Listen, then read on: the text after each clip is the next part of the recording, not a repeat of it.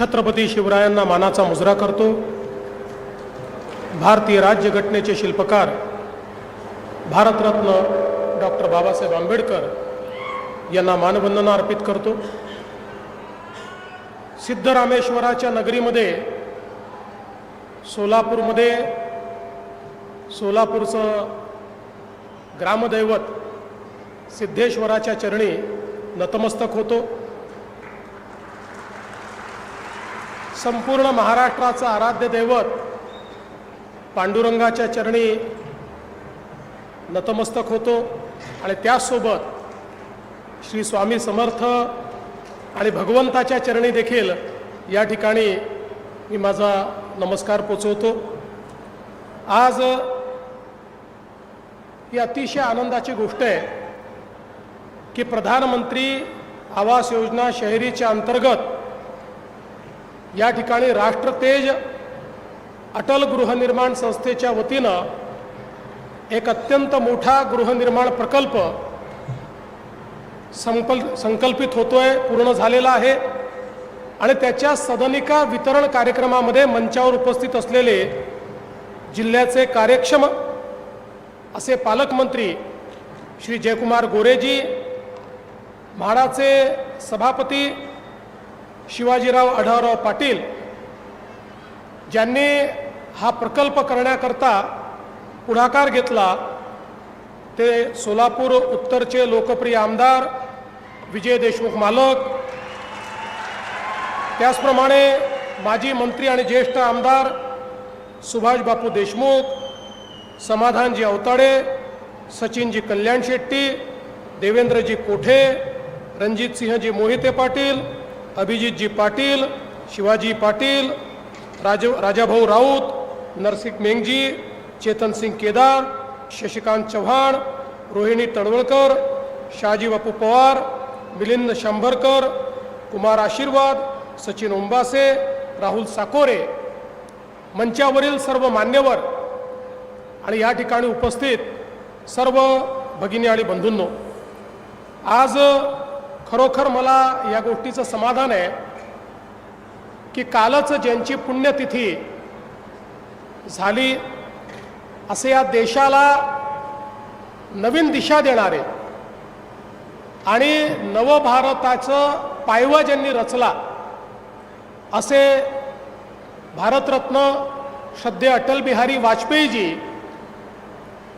यांच्या स्मरणार्थ राष्ट्रतेज अटल गृहनिर्माण संस्थेने पुढाकार घेतला आणि एक अतिशय सुंदर अशा प्रकारचा गृहनिर्माण प्रकल्प आज या ठिकाणी साकारलेला आहे।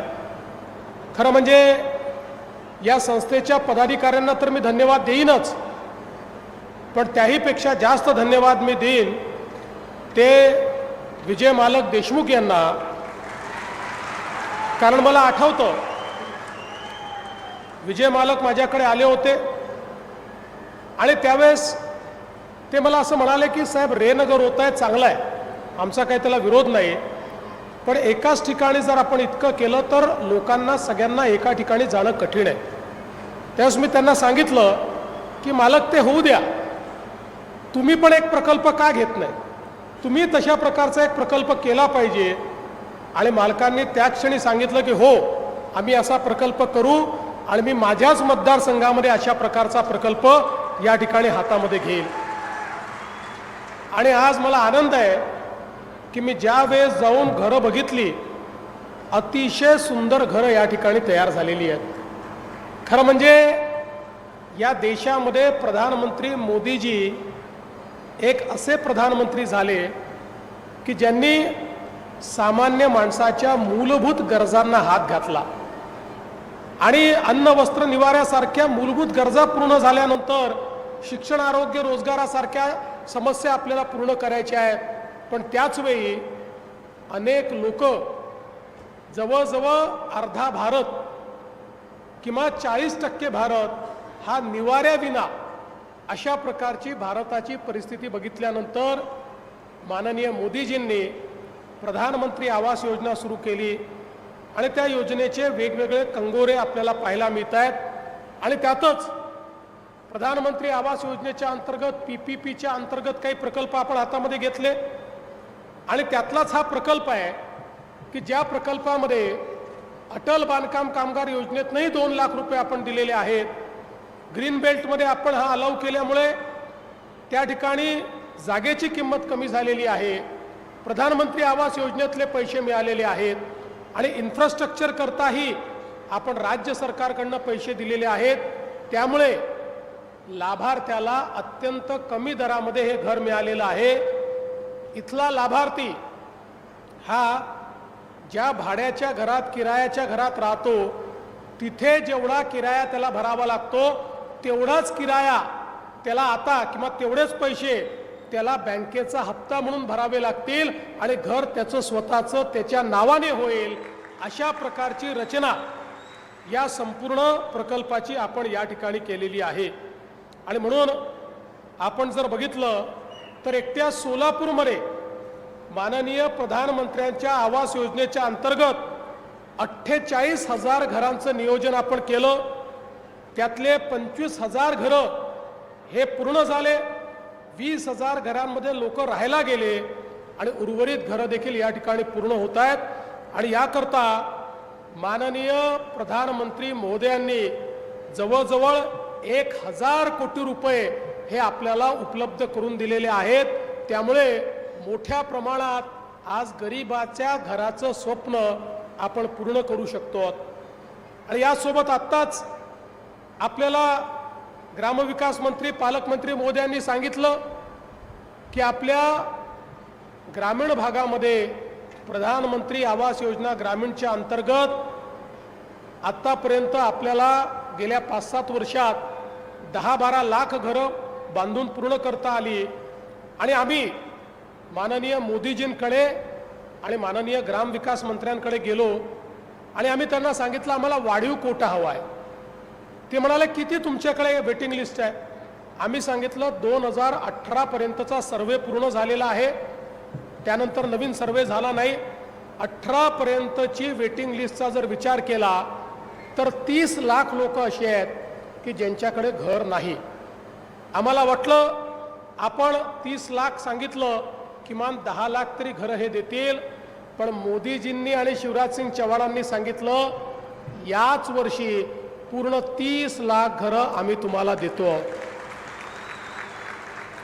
त्यामुळे 2018 पर्यंतची SC असो, ST असो, ओपन असो, कुठली कॅटेगरी असो, OBC असो, सगळ्या कॅटेगरीतले जेवढे आमचे नागरिक आहेत यांना 100% घरं ही आपण त्या ठिकाणी देतो.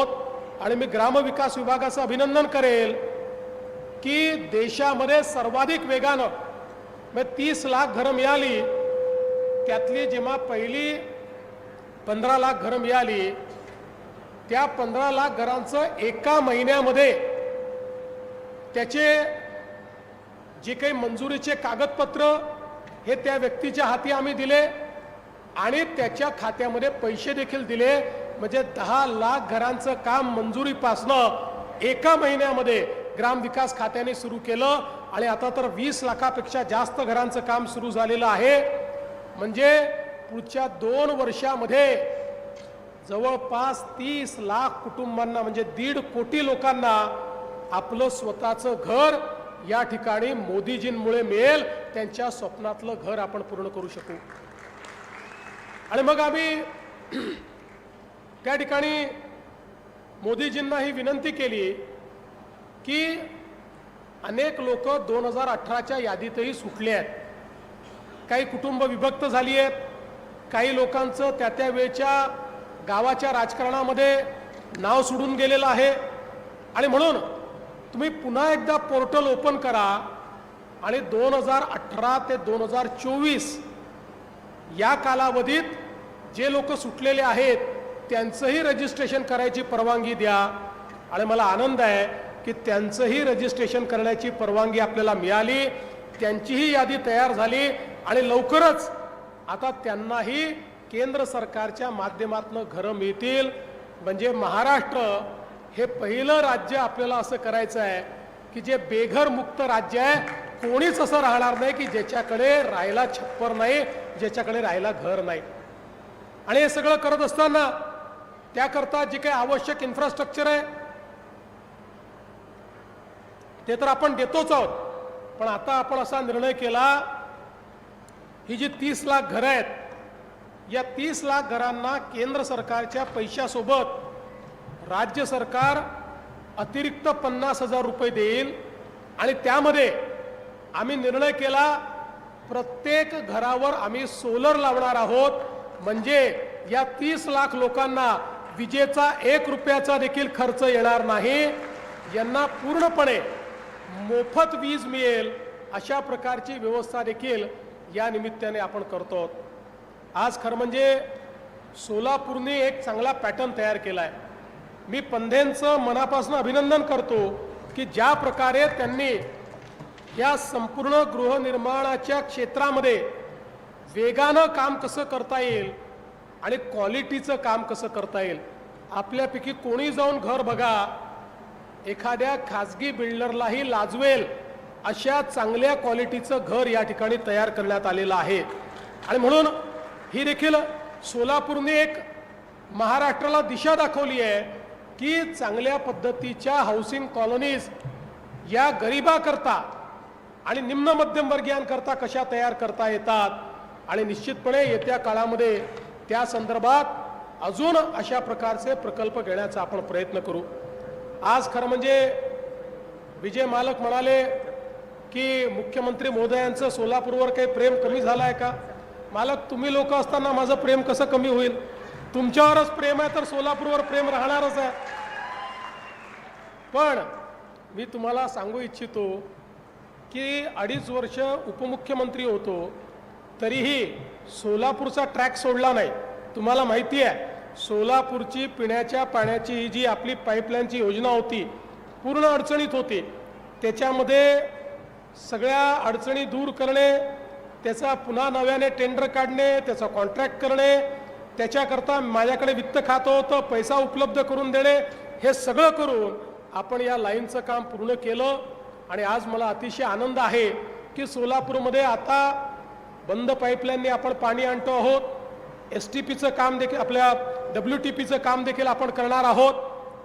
पण हे सगळं केल्यानंतर सोलापूरकर फार हुशार आहेत. त्यांना माहिती आहे एकदम सगळं मागितलं तर कदाचित हे देणार नाहीत.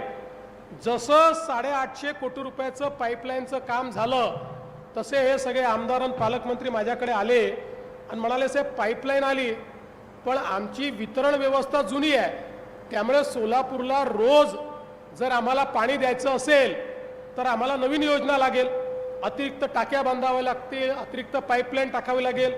मला ठीक आहे करा. मला वाटलं 200-300 कोटीची योजना असेल. माझ्याकडे योजना घेऊन आले 850 कोटी रुपयाची.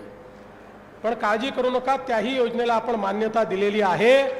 आणि 850 कोटी रुपयाची योजना करून सोलापूर सारख्या माझ्या प्रमुख शहरामध्ये, हे दक्षिणेतली आपली एक अत्यंत महत्त्वाची महानगरपालिका आहे, त्याच्यामुळे या महानगरपालिकेच्या क्षेत्रामध्ये प्रत्येक घरी रोज पिण्याचं पाणी गेलंच पाहिजे अशा प्रकारचा आपला आग्रह आहे. आणि म्हणून या दृष्टीने निश्चितपणे याला देखील आपण मान्यता देतो. मागच्या काळात मालकांनी सांगितलं वेगवेगळ्या योजना आपण या ठिकाणी पूर्ण केल्यात. आणि आता पुढच्या काळामध्ये आपलं जे स्वप्न आहे सोलापूरहून मुंबईला विमान जाण्याचं, त्याचाही मार्ग आपण मोकळा केला आहे.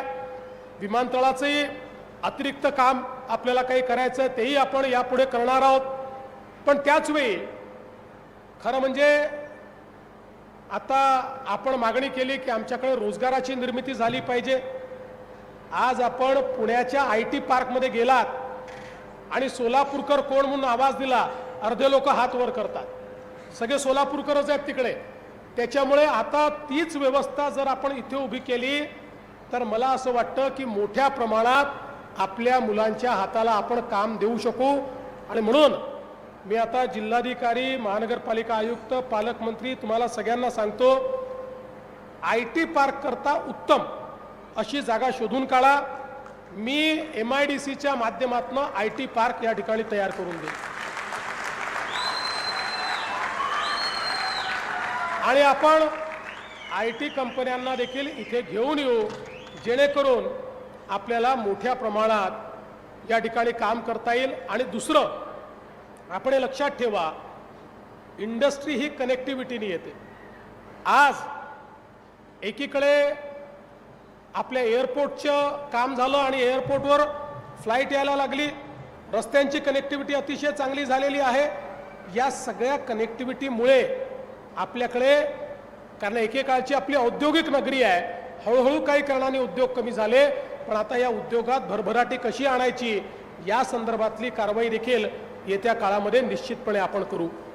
आज मला या निमित्ताने आपल्या अण्णासाहेब पाटील आर्थिक विकास महामंडळाचे देखील अतिशय मनापासून आभार मानायचे आहेत. आणि विशेषतः सुभाष बापू देशमुख आपले देखील आभार मानायचे आहेत की 2500 लोकांना आपण या महामंडळाच्या माध्यमातून आपल्या लोकमान्य मल्टीपर्पजमधनं या ठिकाणी कर्ज देऊन त्यांना उद्योजक म्हणून उभं केलेलं आहे. आणि मला सांगताना आनंद वाटतो, मी ज्यावेळेस अण्णासाहेब पाटील आर्थिक विकास महामंडळाची पुनर्रचना केली त्यावेळेस सांगितलं होतं की आपल्याला या महामंडळातनं मराठा समाजामध्ये उद्योजक तयार करायचे आहेत. आणि आज सांगताना आनंद वाटतो की जवळपास 1,52,000 उद्योजक या महामंडळाच्या माध्यमातनं आज आपण उभे करू शकलो. आणि त्यांना जवळपास 13,000 कोटी रुपये हे आपण त्या ठिकाणी मिळवून दिले. आणि त्यातनं आज जो स्वतः नोकरी मागत होता आज तो 5-10 लोकांना नोकऱ्या देतो आहे. म्हणजे नोकरी करणारा नाही, नोकरी देणारा उद्योजक, असे 1.5 लाख उद्योजक आज आपण या माध्यमातून तयार केलेले आहेत. आणि खऱ्या अर्थानं या ठिकाणी आमचे नरेंद्र पाटील यांनी अतिशय चांगल्या प्रकारे या महामंडळाची जबाबदारी सांभाळली, त्यांचंही मी अभिनंदन करतो. आणि आमच्या लाडक्या बहिणींनी आज या ठिकाणी मला राख्या बांधल्या. खरं म्हणजे या बहिणींचं कर्ज आम्ही कधीच उतरवू शकणार नाही. या बहिणींचं प्रेम आणि आशीर्वाद आमच्या पाठीशी असल्यामुळे कितीही मोठी संकट आलं तरी त्या संकटामध्ये हा जो राखीचा धागा आहे हा धागा आमच्या पाठीशी उभा असतो. आणि त्याच्या आशीर्वादामुळे त्या संकटातनं आम्ही बाहेर पडत असतो. आणि म्हणून सोलापूरकरांना मी पुन्हा एकदा या निमित्ताने आश्वस्त करू इच्छितो, सर्व सन्माननीय आमदारांना, लोकप्रतिनिधींना आश्वस्त करू इच्छितो, आम्ही सगळे, मी असेल, शिंदे साहेब असतील, अजितदादा असतील किंवा महाराष्ट्राचं सरकार हे सोलापूरच्या पाठीशी खंबीरपणे उभं आहे. तुम्ही काळजी करू नका. सोलापूरला जे जे लागेल ते ते देण्याचा प्रयत्न आम्ही करू. आज पुन्हा एकदा ज्यांना घरं मिळालेली आहेत, ज्यांच्या जीवनामध्ये स्वतःच्या घराचं स्वप्न पूर्ण झालेलं आहे, अशा सगळ्यांचं मी अभिनंदन करतो. आणि पुन्हा एकदा मालक तुमचं आणि सगळ्या टीमचं अभिनंदन करून या ठिकाणी माझं बोलणं संपवतो. जय हिंद, जय महाराष्ट्र. धन्यवाद फडणवीस साहेब. जो जे वांछिल तो ते लाहो या भावनेतून आपण काम करता त्याबद्दल आपले मनापासून आभार. यानंतर आभार व्यक्त करतील प्राधिकरणाचे उपमुख्य कार्यकारी अधिकारी माननीय अनिल वानखडे. केंद्र शासनाच्या प्रधानमंत्री आवास योजना शहरी HPPP अंतर्गत लोकशाही मराठी ऐका, पहा, जागरूक रहा.